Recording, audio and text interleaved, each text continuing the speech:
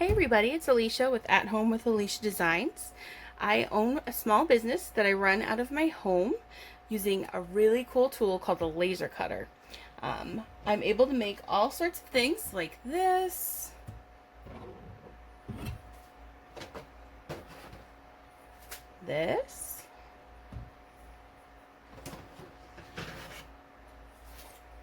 fun things that move like this, and then some of my favorite things to make are really pretty.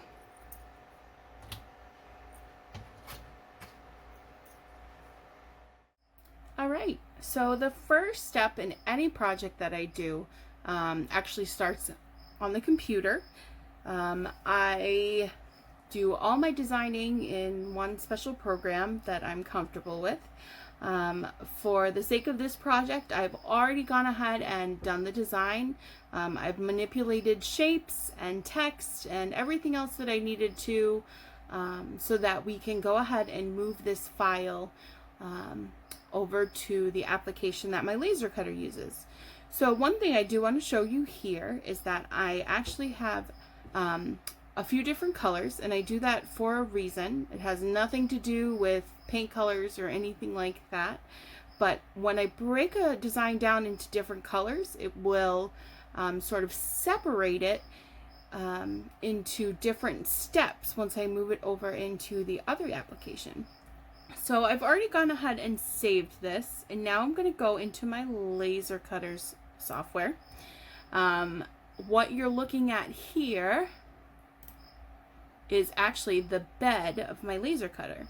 So you see the wood here, this white stuff right here is what I call paper masking, and that basically just protects the wood from any kind of scorching that it might get from the laser, because the laser is really hot. So I went ahead and I put our file here. You can kind of see, let's see, on this side how all my different colors broke down into different steps, like I said, because I'm going to tell the cutter to do different things for each step.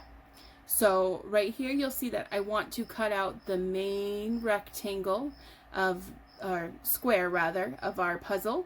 Also this part that will cut out all the individual pieces as well as the front part of our puzzle.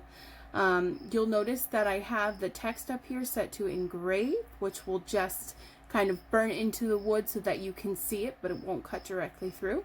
And then the last function is called score, and basically it's sort of like a softer engrave is the best way that I would put it, but you don't really have to worry about that. So once I put my file onto the bed and it looks like it's in a really good spot, I will go ahead and hit over here. You'll see I have a print button, so I'll hit that button and I will wait, and it will figure out how long it's going to take for the tool to finish this project. This is my Glowforge. It's pretty big. It's kind of hard to actually show you just how big it is.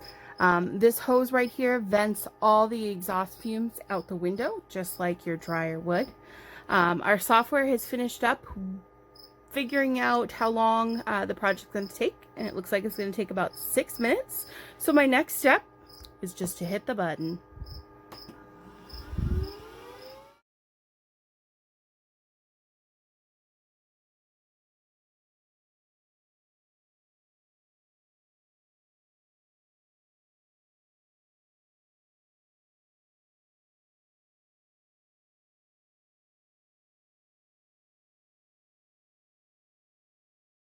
The machine has done its thing, and I've waited a few seconds to make sure that everything inside has cooled off and it's safe to open up the lid. So I'm going to go ahead and do that. And let's check it out. See how easily that comes up? So all of our pieces are cut, and we're ready to go to the next step. All of our pieces are cut up. I went ahead and laid all of our tools out. I'm gonna go ahead and take this piece, which is like the backing of our puzzle. I'm going to make sure that there's no paper masking left, and then I'm gonna flip it over And this will actually be the back of our puzzle. So we're going to take this piece and we're actually just going to glue it. Super easy, just like that. So the first pot here in my paint pot is actually just some wood glue. So I'm going to spread it around the edges pretty good here.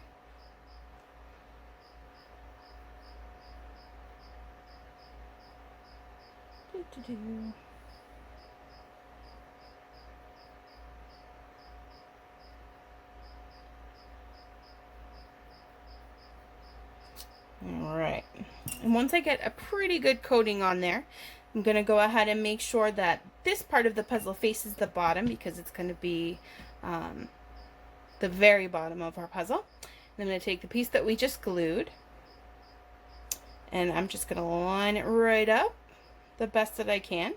Now you can take, if you have any extra glue like I have here, you can take like a baby wipe or even your finger if you make sure you clean it afterwards, and just clean it up a little bit.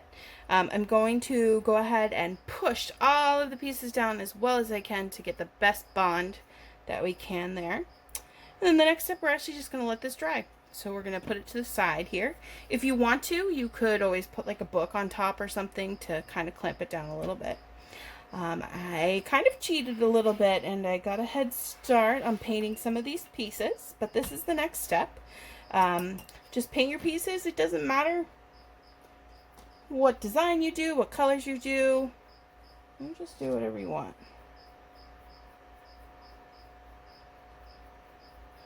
Alright, so you're going to go ahead and you'll paint them all, or you can leave them wood or half and half, whatever you want to do.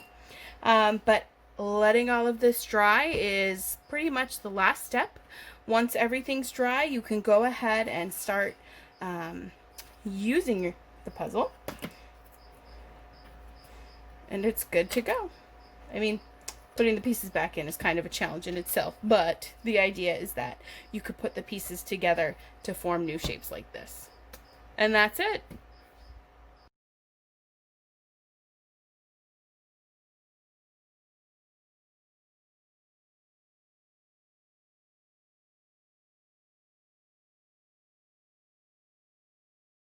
Hello, my name is Monica Masapelli from the State of New Hampshire Treasury.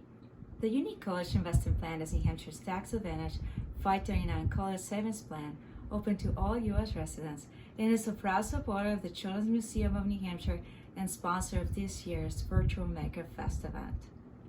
The New Hampshire Maker and Food Fest offers activities and experiments for families with children that want to explore and learn. The Unique College Investment Plan is encouraged by the creativity and curiosity of this event that helps children discover and pursue their future dreams. We are proud to put those dreams into motion as families save for their children's education with the Unique 529 plan.